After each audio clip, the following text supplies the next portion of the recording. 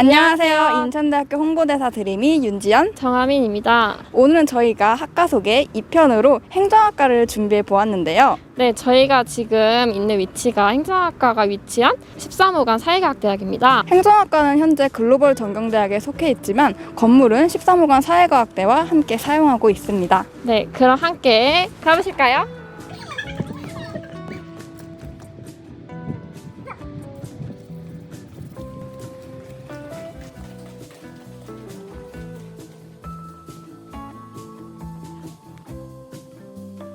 네, 저희는 이렇게 교수님 사무실에 도착을 했는데요. 이제부터 행정학과 김재현 교수님을 모시고 인터뷰 진행해 보도록 하겠습니다. 네, 첫 번째 질문인데요. 교수님 행정학과에 대해서 전반적인 소개해 주실 수 있을까요?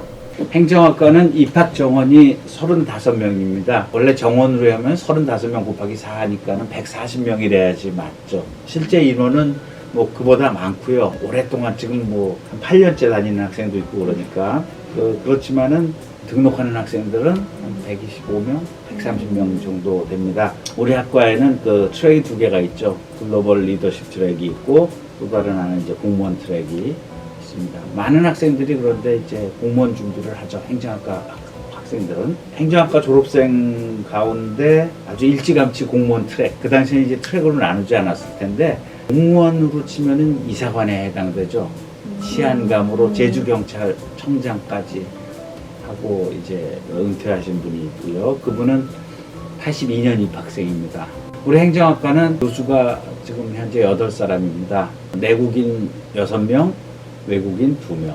우리 행정학과 역사는 30년, 81년에 출범을 했으니까 30년인데 그동안에 이제 우리 학과 출신 교수님이 한 분도 안 계셨었는데 이신우 교수님이 우리 학과 출신 98학번이세요. 학과 출신 교수로 최초로 임명이 되셨습니다. 외국인 교수님 가운데 저분을 소개 안 하면 안 되겠다. 그러니까 제시 교수님하고 현재 학과장을 맡고 있는 질 타오 교수님 두 분 말고 이제 체드 교수님이 또 계시죠. 체드 교수님은 거의 뭐 전임 교수님이나 마찬가지로 연구실도 우리 4층에 같이 있고 세강자를 가르칩니다. 네, 인천대학교 행정학과를 희망하시는 분들이 있으실 것 같은데요. 혹시 행정학과에 어울리는 학생이 있을까요? 문과 학생들은 다 행정학과에 오는 것을 환영합니다. 꼭 우리가 요구하는 건 아닌데 모범생들이 많고요. 효자 효녀들이 많고 그 학교의 규율을 잘 따르고 우리가 강의 시간에 말씀하잖아요. 회사 가는 사람하고 공무원 되려는 사람하고 어떤 차이가 있느냐.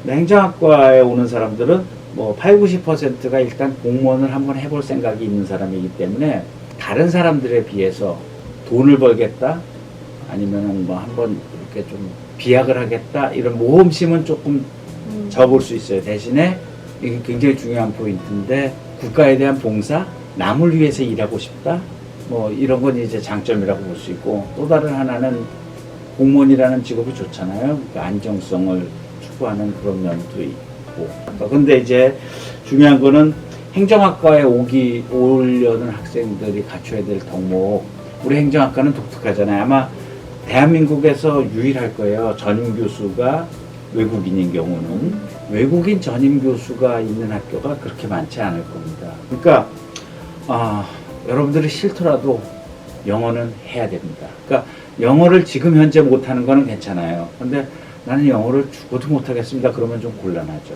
그럼 인천대학교 행정학과를 지망하시는 분들을 위한 수시합격 포인트가 있을까요? 외국인 교수님들이 우리는 면접 한국인 교수님들이 이제 물론 6분이고 외국인이 3분이지만 한국인 교수님 가운데 2분은 이제 막 오셨기 때문에 그리고 외국인 교수님이 학과장이니까 학과장은 면접에 들어가야 돼서 과거에 보면은 면접 시간에 외국인 교수님이 간 적이 많았습니다. 이게 여러분들한테 불행일 수도 있고 행일 수도 있는데 혹시 여러분이 어려우실까봐 판에다가 써놔요. 영어로. 굉장히 간단한 질문을 하십니다. 예컨대 What are your hobbies? 취미가 뭡니까? 또는 What is your favorite subject? 좋아하는 과목은 무엇입니까? 그런 것들 아주 간단한 영어는 하고요. 우리 행정학과에서 영어로 선생님들이 질문하더라도 그냥 우리말로 답변하겠습니다. 이래서 한글로 답변해도 전혀 감점이 없습니다. 물론 영어로 답변을 하면은 금상첨화겠지만은 더듬더듬 영어로 하는 것보다 그게 더 유리할 수가 있고요. 자, 수시 합격은 사실은 그 면접이 되게 중요하더라고요. 뭐 내신이라든지 이런 거를 그냥 다 면접에서 커버할 수 있을 정도로 면접이 되게 중요해서 인천의 어떤 고등학교 선생님이 우리한테 뭐 항의 비슷하게 하신 적이 있어요. 반에서 3등 하던 애는 떨어졌는데 뭐 6등 하던 애가 붙었다. 이게 면접이 내신이 되게 중요한 건데 걔가 근데 그거는 아마 6등 하던 아이가 면접을 되게 잘 봤을 거라고 생각하고요. 면접은 그냥 우리 사람 간의 대화하고 비슷한 거예요. 우리가 질문을 했는데 질문과 다른 엉뚱한 말 하는 사람들 있잖아요. 질문의 포인트를 잡아서 답하는 게 제일 중요하고요. 혹시 질문을 이해하지 못했으면은 다시 물어도 돼요. 지금 물으신 내용이 이겁니까? 라고 그런 다음에 이제 하면은 됩니다. 저는 그런 걸 많이 합니다. 공부 외에 고등학교 시절에 특별히 했던 뭐 외부 활동이 있느냐, 개인적으로 했던 활동이 있느냐라는 것도 하고요. 또 어떤 선생님은 최근에 읽었던 가장 그 감명 깊은 책이 있느냐, 혹시 최근에 읽었던 시 또는 최근에 갔던 여행. 그러니까 우리는 뭐냐면 이제 대학생쯤 되면은 자기 주도하에 뭔가를 할 수 있는 사람이길 바라거든요. 근데 그거를 명료하게 얘기를 해요. 사실 우물우물하는 답변이 제일 문제입니다. 설사 틀리더라도 명료하게 답변하는 게 굉장히 중요합니다. 예를 들어서 지금 우리 합계 출산율이 얼마나 되죠? 작년도 합계 출산율이 얼마나 됩니까? 이랬을 경우에 잘 모를 거라고 그러지. 한 명이 안 되는 것 같습니다. 뭐 이 정도라도 괜찮은 답변이죠. 그렇죠? 명료하게 얘기하는 게 중요하고, 요거는 이제 기술적인 사항인데 답변할 때 읽는 거, 그죠? 그럼 다시 하겠습니다. 그런데 우리는 그 다시 하겠습니다가 제일 싫어. 네, 다시 하겠습니다. 그러면은 외웠다는 거를, 그렇죠? 질문의 포인트 잡아서 질문에 대해서 답변하면 되고요. 뭐 면접관이 시키지 않았는데 저 끝으로 꼭 하고 싶은 말이 한마디 있는데요. 그러면은 과거에는 면접이 좀 체계적이지 않을 때는 그래 해보세요 이랬는데, 그렇게 하면은 앞에 사람한테는 기회를 주지 않았기 때문에 기회 공평의 원칙 때문에 이제는 하지 않게 하는데, 서운해할 필요가 없어요. 저 끝으로 한마디 하고 싶습니다가 도움이 되는 적이 거의 없어.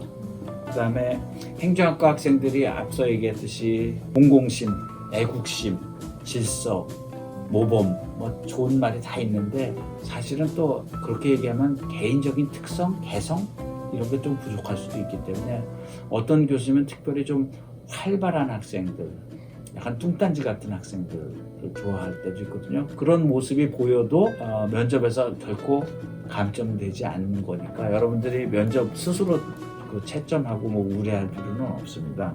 다만 이건 이제 여러분들 수시 입학하는 사람들은 대체로 20살 만으로 20살이 안 된 사람들이잖아. 그러니까 우리는 교수들은 일단은 35은 다 넘는 사람들이고, 그러니까 20살이 안 됐다는 거는 얼마나 행복한 시기야 인생에서. 그렇기 때문에 삶에 대해서 긍정적인 자세를 보이고, 똑부러지는 얘기, 제가 여행을 가봤는데 뭘 다 못 봐갖고 다음번에는 어디 쪽으로 넘어가서 더 보고 싶습니다. 뭐 이런 얘기는 별거 아닌 것 같지만은 좋다고. 그죠? 주관이 뚜렷한 것 같고.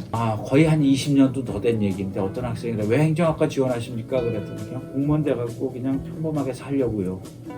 맥이 빠집니다. 그죠? 아마 그 학생은 지금 공무원이 돼서 평범하게 살고 있을지도 몰라. 근데 그보다는 조금 우리는 젊은이다운 것, 기계, 앞날에 대한 희망, 도전의식 이런 거를 원하니까 행정학과 면접에서는 그런 게, 그러니까 자기만의 어떤 특성을 보여줄 수 있는. 자, 오늘 제가 힌트를 많이 드렸죠. 책도 좀 한두 권 정도 기억을 해두시고 그러시기 바랍니다. 오늘 이렇게 인터뷰해 주셔서 고맙습니다. 감사합니다.